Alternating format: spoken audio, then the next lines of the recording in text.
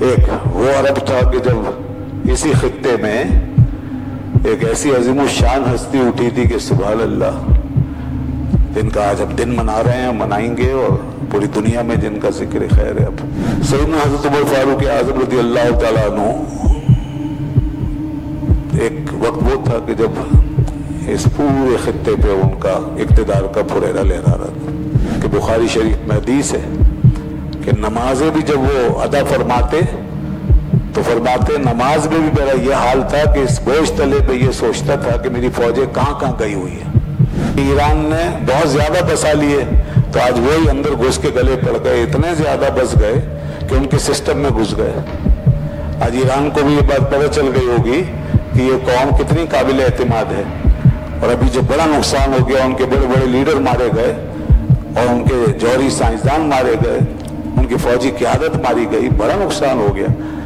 وہ سب بالکل دنیا کے سامنے تشخیص بام ہو گیا کہ اندر سے یہودیوں نے باقاعدہ موساد کے ساتھ مل کے یہ سارا کارروائی کی، اور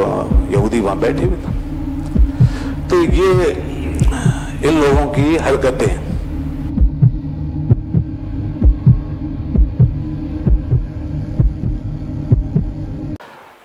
ایک وہ عرب تھا کہ جب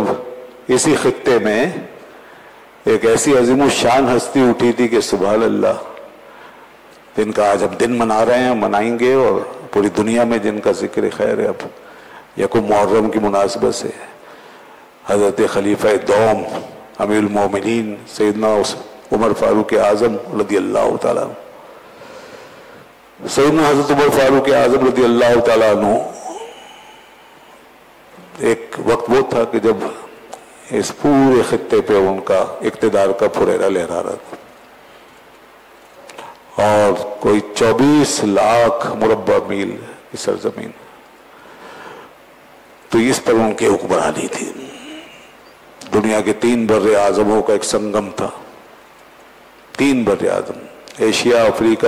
یورپ، اس سنگم پہ حضرت عمر رضی اللہ عنہ کا ایک کونے سے لے کے دوسرے کونے تک ان کا جھنڈا لہراتا تھا۔ 13 ہجری سے لے کے 23 ہجری تک کا یہ ان کا 10 سال کا دور اقتدار، آج تک تاریخ اس کا عشر عشیر نہیں لا سکے۔ کوئی عشر عشیر کے درجے میں بھی کوئی مثال پیدا کر کے دکھائے جو سیدنا فاروق اعظم رضی اللہ عنہ نے یہاں پر اقتدار، حکومت و خلافت قائم کی تھی۔ اتنا زبردست خلافت کا، حکومت کا نظام انہوں نے قائم کیا ہوا تھا، اسلامی تہذیب و تمدن کا اتنا بڑا اسٹرکچر بنا کے انہوں نے قائم کیا ہوا تھا کہ پوری دنیا میں اس کی روشنیاں پھیل گئی، دنیا کے سارے ملکوں میں اس کی روشنی گئی ہے، پوری دنیا پہ اس کے اثرات مرتب ہوئے ہیں۔ یہ کوئی معمولی بات نہیں ہے،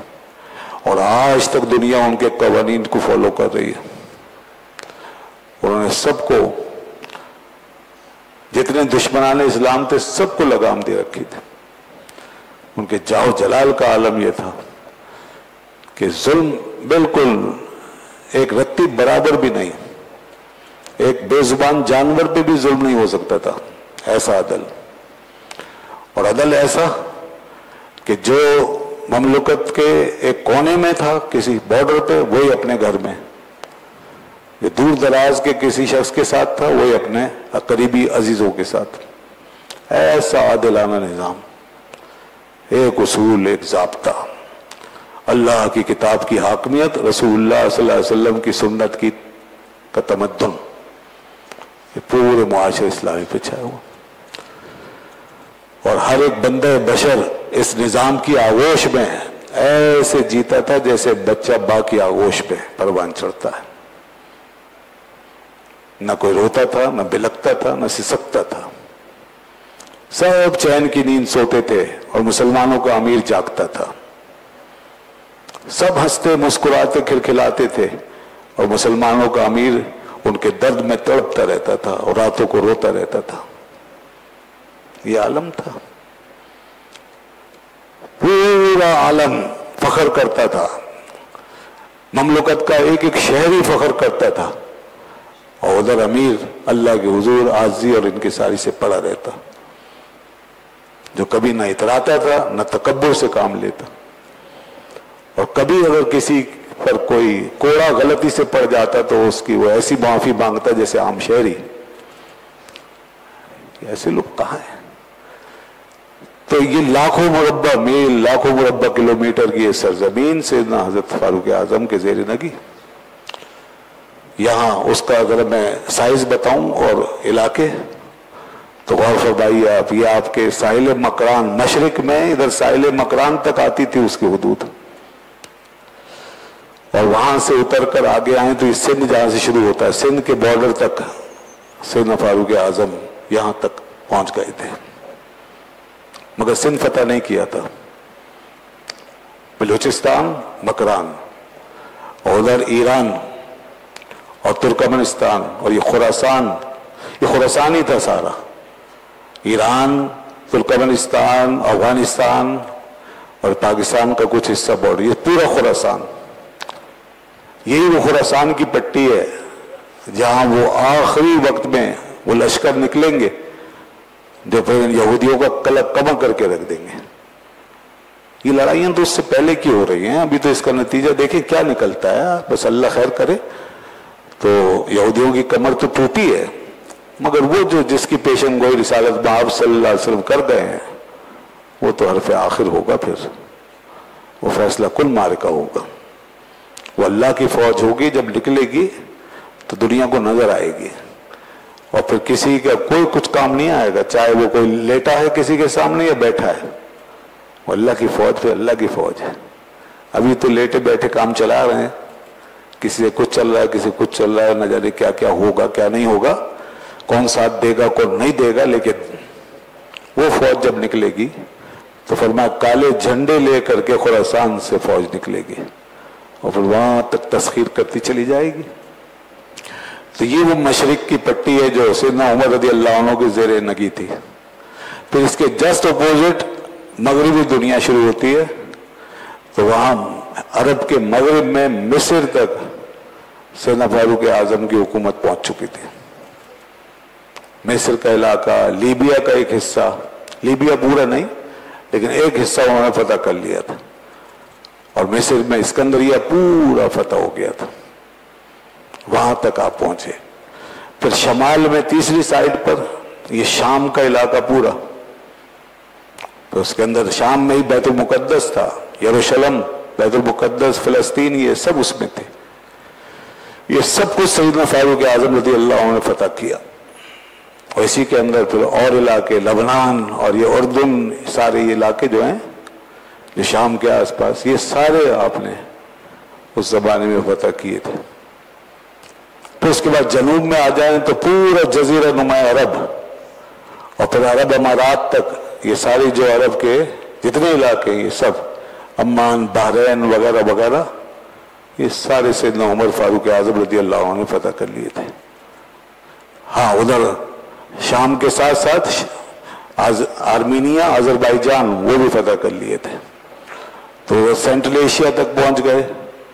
ادھر سندھ تک، مکران تک پہنچے، ساحل مکران تک، ادھر افریقہ، مصر، لیبیا، وہاں تک پہنچ گئے. تینوں بر اعظموں کے اوپر جس کی عظمت کا پھریرا لہرا رہا تھا وہ حضرت عمر فاروق اعظم تھے. اور اس عظیم سلطنت کا جو نظام تھا وہ اتنا مضبوط اور مستحکم تھا کہ ایک پرندہ بھی پر نہیں مار سکتا تھا. اور یہاں سے وہاں تک مملکت کے ایک ایک شہر اور ایک ایک علاقے کی خبرگیری کرنا یہ انہوں نے اپنے اوپر لازم کر رکھا تھا. اور اس کے بوجھ کو انہوں نے اتنے بڑے پہاڑ کے طور پہ اٹھایا تھا کہ اس کی ذمہ داری سے کبھی ان کا احساس فارغ نہیں ہو سکتا تھا. یہاں تک کہ بخاری شریف میں حدیث ہے کہ نمازیں بھی جب وہ ادا فرماتے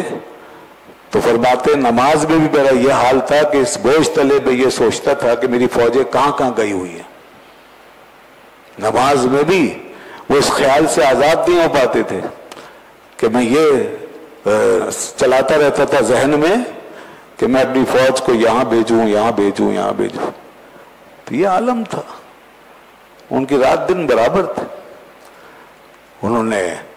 جو اصول بنائے تھے وہ آج بھی یورپ کے کئی ممالک کے اندر عمرز لاز کے نام سے نافذ ہیں. اسکینڈینیویائی ممالک جتنے یورپ کے ہیں وہاں پہ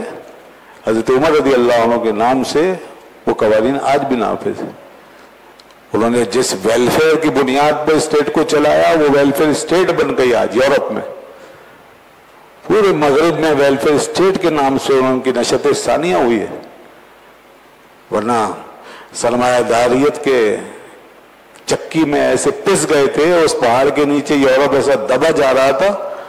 کہ پھر اس کے بعد اس کا اٹھنا بہت مشکل تھا، مگر حضرت عمر سے یہ روشنی لے کر کے ویلفیئر اسٹیٹ کہ اسٹیٹ جو ہے ماں بن کے پالے اور وہ خود ویلفیئر فراہم کرے لوگوں کو اور لوگوں کو الاؤنسز دے، وظیفے دے، یہ ہے ویلفیئر اسٹیٹ کی جان، کہ لوگوں کو غریبوں کو سہارا ملے، الاؤنسز ملیں، صرف ٹیکس لگانا نہیں، وہاں ٹیکسوں کا نظام نہیں تھا کوئی سیدنا حضرت عمر کے یہاں، وہاں وظیفے تھے، الاؤنسز تھے، خزانے بھرے تھے، اللہ کا فضل ہی فضل تھا، برکت ہی برکت تھی۔ جب خدا کے حکم پہ چلا جاتا ہے تو پھر اللہ خزانوں کے منہ کھول دیتا ہے، پھر زمین سونا اگلتی ہے، پھر آسمان سے رحمت کی بارشیں نازل ہوتی۔ ان کے خزانے بھرے تھے اور انہوں نے پھر وہ خزانے لٹائے، ان خزانوں سے ایک ڈیلا بھی اپنے گھر میں زیادہ نہیں جانے دیا، جو پوری قوم کے لیے تھا، قوم کے ایک متوسط شخص کے لیے، وہی اپنے گھر کے لیے، وہ اپنی اولاد کے لیے۔ اور قحط کے دنوں میں بڑی آزمائش آ گئی تھی تو انہوں نے وہ کردار ادا کیا ہے، سبحان اللہ۔ خیر میں ایک نقشہ سامنے رکھنا چاہتا تھا آپ کے، اصل گفتگو انشاءاللہ اگلے جمعے کو ہم کریں گے جب یوم فاروق اعظم رضی اللہ عنہ ہم منائیں گے، تو اگلا جمعہ انشاءاللہ یوم فاروق اعظم ہوگا، ہم اس میں تفصیل سے آپ کے بارے میں سنیں گے اور بیان ہوگا انشاءاللہ۔ تو یہ صرف ان کے دور اقتدار کا ایک نقشہ تھا۔ اور آج جو ہے انہی خطوں میں تقریباً دنیا کی سب سے زیادہ ملعون قوم جو ہے، جس پہ اللہ کی لعنت ہی لعنت ہے،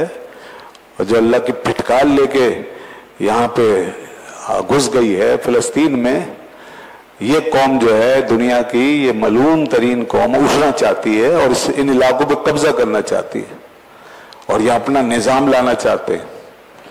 بالکل یہ سب علاقے مصر سے لے کے صحرائے سینا سے لے کر کے نہر فرات تک یہ پورا نقشہ ہے اسرائیل کا، جس کو گریٹر اسرائیل کہتے ہیں یہ، اور جو ان کے پاس ایک مذہبی آئیڈیالوجی کے طور پہ موجود ہے،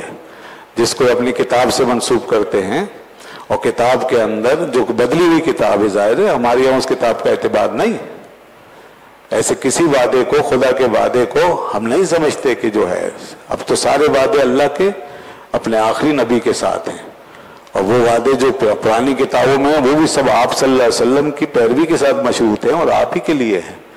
مگر ظاہر ہے کہ انہوں نے اپنی بقا کا سامان کرنا ہے تو اپنی کتابوں کو اپنے حق میں ہی تعبیل کرنا ہے، تو لہذا انہوں نے ایک پرومسڈ جو ایریا ہے وہ انہوں نے اس کا دعویٰ کر رکھا ہے یا اس کے لیے ایک نقشہ وغیرہ بنا رکھا ہے۔ یہ نقشہ پورا جو ہے 8 لاکھ مربع کلومیٹر سے لے کے تقریباً 12 لاکھ مربع کلومیٹر تک ہے، یہ 8 سے 12 لاکھ مربع کلومیٹر کا خطہ ہے جس کو یہ کلیم کر رہے ہیں، جس کے لیے پیش قدمی کر رہے ہیں۔ ابھی اس وقت جتنے خطے پہ یہ قابض ہیں وہ صرف 22,000 کلومیٹر ہے، 22,000 اسکوائر کلومیٹر، جس پہ اس وقت یہودی بیٹھا ہوا ہے قبضہ کر کے، اور یہ بھی سارا ناجائز۔ جب 48 کے بعد یہ یہاں آنا شروع ہوئے تو بڑے مسکین بن کے آئے تھے، لوگوں سے 2-2 گز کی جگہ مانگتے ہوئے، چھوٹے چھوٹے پلاٹ حاصل کرتے ہوئے آئے تھے، اور یہاں کے لوگوں نے رحمدلی کی، اہل فلسطین نے، انہوں نے ان کو انسانیت کے ناطے ان کو مکان دیا، جگہ دی، اور ان کو کہا ٹھیک ہے تم رہ لو۔ تو انہوں نے اپنے اکابر کے نقش قدم پہ چلتے ہوئے سیدنا فاروق اعظم رضی اللہ عنہ نے جب اس خطے کو فتح کیا تھا تو یہودیوں کو مار کے بھگا نہیں دیا تھا، ان کو سب کو یہاں آزادی دے دی تھی اور کہا تھا تم ہمارے انڈر ہینڈ رہو گے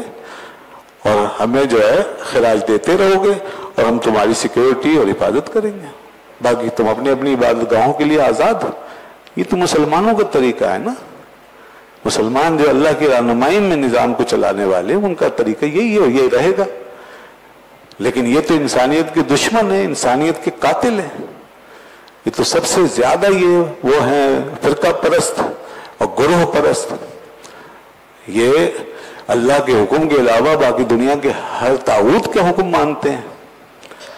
یہ شیطانوں کی ایک طاقت ہے یہ. اور شیطانیت کا پورا مظہر ان کے سامنے نہ انسان کوئی ہے، نہ اخلاق کوئی چیز، نہ کوئی عالمی دستور، نہ کوئی قانون، نہ کوئی ضابطہ، نہ مذہب، نہ دین، کچھ نہیں. اللہ پاک فرماتا ہے ہم نے یہ ان کے ساتھ جو سلوک کیا ہے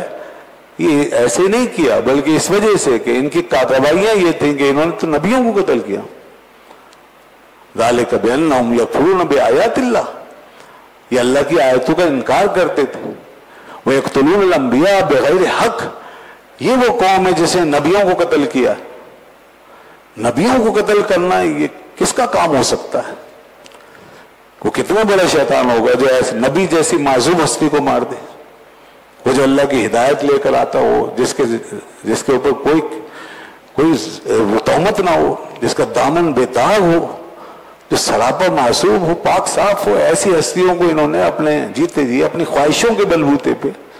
صرف اپنی خواہشوں کی تکمیل کے لیے مروا دیا. لوگوں کی کمینہ خسل لوگوں کی خواہشیں پوری کی، ذلیل و حقیر لوگوں کی، یہاں تک کہ رقاصاؤں کی، اپنی محبوباؤں کی، جی ہاں اپنی محبوباؤں اور معشوقاؤں کی خواہشوں پہ انہوں نے نبیوں کا خون بہا دیا بے دردی سے. حضرت یحییٰ علیہ السلام کا سر صرف اس لیے جدا کر دیا گیا کہ ایک رقاصہ کی خواہش تھی، ایک ناچنے والی فاحشہ عورت کی، کہ مجھے یوحنا کا سر چاہیے، اور یہود قوم نے حضرت یحییٰ علیہ السلام کا سر کاٹ کے اس کی پیش کر دیا. یہ عالم ہے ان کا. حضرت مسیح علیہ السلام کی جان کے دشمن صرف اس لیے ہو گئے تھے کہ وہ انہیں نیکی و پارسائی کی تعلیم دیتے تھے. ان کو معلوم تھا کہ ان کی ماں بھی کتنی پارسا تھیں اور وہ خود کتنے پارسا اللہ کے نبی تھے، مگر ان کے ساتھ بدترین ٹارچر والا کام کرنے کی کوشش کی. بلکہ بائبل کی روایات کے مطابق تو حضرت مسیح علیہ السلام پر بہت ظلم و ستم کیا. ان کے گلے میں کانٹوں کے ہار ڈال کے، زنجیروں میں، بیڑیوں میں جکڑ کے ان کو یہاں سے لے کے چلے یروشلم کی گلیوں سے، اور پھر ایک پہاڑ پہ لے جا کے وہاں سولی دی. یہ سب بائبل کا بیان ہے. تو یہ تو نصارہ خود جانتے ہیں کہ ان کی اپنی کتابوں کی روشنی میں یہود کیا کچھ کر سکتے تھے، کیا کچھ کر کے آئے ہیں. اس وقت جب حضرت عیسیٰ علیہ السلام ان کے بیان کے مطابق پانی تک کو ترسا دیے گئے، اور ان کی ماں دروازے پہ کھڑی ہو اپنے بیٹے کو تک رہی تھی، اور راستے میں پیچھے سے وہ ان کو زد و کوب کرتے جاتے، کانٹوں کا وہ ہار ان کے گلے میں، آنکڑے ان کے گلے میں، اور بیڑیاں ان کے پیروں میں، توق ان کے گلے میں، پورا جسم لوہے سے لدا ہوا. اور پھر اس حال میں حضرت مریم، بیوی مریم سے وہ اس طرح ملتے ہیں کہ دنیا کا سب سے زیادہ دردناک منظر وہی جب جہاں اب نصارہ جا کے حج کرتے ہیں اپنا، اور یہاں سے گزرتے اور پھر روتے بیٹتے آگے بڑھتے ہیں. تو یہ تو ان کی تاریخ ہے، ہم اس کی تصدیق وغیرہ نہیں کر سکتے اس طرح. لیکن ہماری کتاب جو کچھ بتاتی ہے وہ یہ کہ انہوں نے ان کو قتل کرنے کی سازش کی اور ان کے پیچھے نکلے، اور زندگی میں جو کچھ تنگ کیا وہ کیا ہوگا، لیکن آخری لمحات قرآن نے جو بتایا کہ انہوں نے کوشش کی، لیکن انہوں نے وہ ان کو قتل نہیں کر سکے. وما قتلوه وما صلبوه یقینا بل رفعه اللہ الیہ، نہ قتل کر سکے نہ سولی دے سکے، بلکہ اللہ نے ان کو اوپر اٹھا لیا. بہرحال یہودیوں، اور پھر قرآن نے یہ بھی بتایا کہ ان کی والدہ پر، بی بی مریم پر تہمتیں لگائیں گندی، اور اس طرح حضرت مسیح علیہ السلام کی بھی مخالفت کی، ان کا انکار کیا وغیرہ. تو نہ معلوم کیا کیا ظلم کیے، قتل کیا. قرآن نے آخری بات بتا دی کہ انبیاء کو قتل کیا اس قوم نے. یہ قوم جو ہے، اس قوم کے ساتھ مسلمانوں کا سلوک پھر ہمدردانہ تھا، پھر رحم دلانہ تھا. فلسطین والوں نے ان کو پھر موقع دیا ایک عام شہری کے طور پہ، ٹھیک ہے آئیں، اور جیسے کہ سب کے حقوق انسانوں میں مذہب کی آزادی اور دیگر آزادیاں، زندگی کا حق، اس سلسلے میں کسی نے مزاحمت نہیں کی. اور آج بھی مسلم دنیا کے اندر بڑی تعداد میں آباد ہے. یہاں تک کہ ایران نے بہت زیادہ بسا لیے، تو آج وہی اندر گھس کے گلے پڑ گئے، اتنے زیادہ بس گئے کہ ان کے سسٹم میں گھس گئے. آج ایران کو بھی یہ بات پتہ چل گئی ہوگی کہ یہ قوم کتنی قابل اعتماد ہے. اور ابھی جو بڑا نقصان ہو گیا، ان کے بڑے بڑے لیڈر مارے گئے، اور ان کے جوہری سائنسدان مارے گئے، ان کی فوجی قیادت ماری گئی، بڑا نقصان ہو گیا، وہ سب بالکل دنیا کے سامنے تشخیص بام ہو گیا کہ اندر سے یہودیوں نے باقاعدہ موساد کے ساتھ مل کے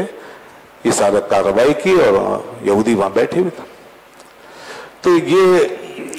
ان لوگوں کی حرکتیں، مگر اس کے بعد پھر آہستہ آہستہ آگے بڑھے اور فلسطین کا آج 22,000 کلومیٹر کا رقبہ انہوں نے قبضہ کر لیا، یہاں تک کہ غزہ کی پٹی پہ اب یہ ان کا یہاں آخری ہاتھ یہاں پھیرنے کی کوشش تھی،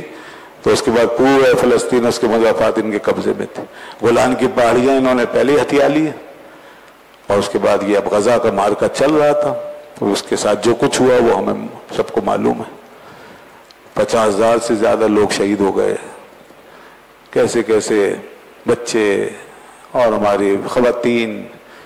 اور چھوٹے بڑے لوگ، سارے مرد بوڑھے جوان بیمار، کیسے کیسے لوگ، اس قدر ظلم کیا۔ ابھی ایک ہسپتال پہ وہ میزائل گرا، اس کا کچھ نقصان ہوا تو چیخیں نکل گئی، رونا پیٹنا مچ گیا۔ ابھی تمہارے کچھ گرے ہیں، کچھ بلڈنگیں گری ہیں، کچھ تمہیں ڈیمیج ہوا ہے تو پتہ چل رہا ہے نا کیا کچھ تم نے کیا پیچھے۔ تم نے یہ WHO کی رپورٹ کے مطابق، ورلڈ ہیلتھ آرگنائزیشن، انہوں نے اب تک ستمبر 2023 سے لے کر اب تک صرف اسپتالوں پر، ڈسپینسریوں پر اور جو ہیلتھ کیئر یونٹس بنے ہوتے ان کے اوپر 697 حملے کیے، 697 حملے قوم کر چکی ہے۔ اتنے ظالم سفاک لوگ ہیں، کون رحم کھائے گا اس قوم پر؟ ابھی ایک ہسپتال کو نقصان پہنچا ہے تو چیخ رہے ہیں، اور انسانیت یاد آ رہی ہے، بیمار یاد آ رہے ہیں۔ تم نے اس میں کتنے مریضوں کو مار دیا، اور اس کے بعد پھر انہوں نے وہاں کا سارا ہیلتھ کا سسٹم ہی تباہ کر دیا، یہاں تک کہ دنیا کے ادارے جو ہیں وہ پریشان ہو گئے کہ یہاں پر اب یہ صحت کا جو نظام ہے یہ بالکل خطرے میں ہے، اور آخری سپلائی لائن بھی کٹ رہی ہے، مگر انہوں نے آسرا نہیں کیا۔ پھر جتنے بھی ہسپتال رہ گئے وہ بھی کتنے تباہ ہوئے ہیں، کتنے آدھے کام کر رہے ہیں، اس میں کتنے روم بچے ہیں، وہ بھی تباہی سے خالی نہیں ہیں۔ لیکن انہوں نے بہت کچھ تباہ کیا، نہ انہوں نے ڈاکٹر چھوڑے، نہ ایمبولینس چھوڑی، نہ انہوں نے آپریشن وارڈ چھوڑے، نہ تھیٹر، کچھ نہیں چھوڑا، انہوں نے ہسپتال ہی اڑا دیے۔ کتنی بے رحم قوم ہے یہ رحم کے قابل نہیں ہے۔ ایران اب تک جس موقع پہ ڈٹا ہے بالکل 100%، وہ بالکل صحیح جا رہا ہے۔ جو ان کی تشخیص کی ہے اس نے کہ یہ قابل رحم نہیں ہے، اور ان کے ساتھ میں اسی طرح نمٹوں گا جس طرح انہوں نے کیا، اور اس کے ساتھ بھی جو کچھ انہوں نے کیا وہ بھی اپنی حد سے آگے بڑھ کے، اور انہوں نے ایک جنگ کو ہوا دی اور خود سے یہ اس جنگ کا آغاز کیا۔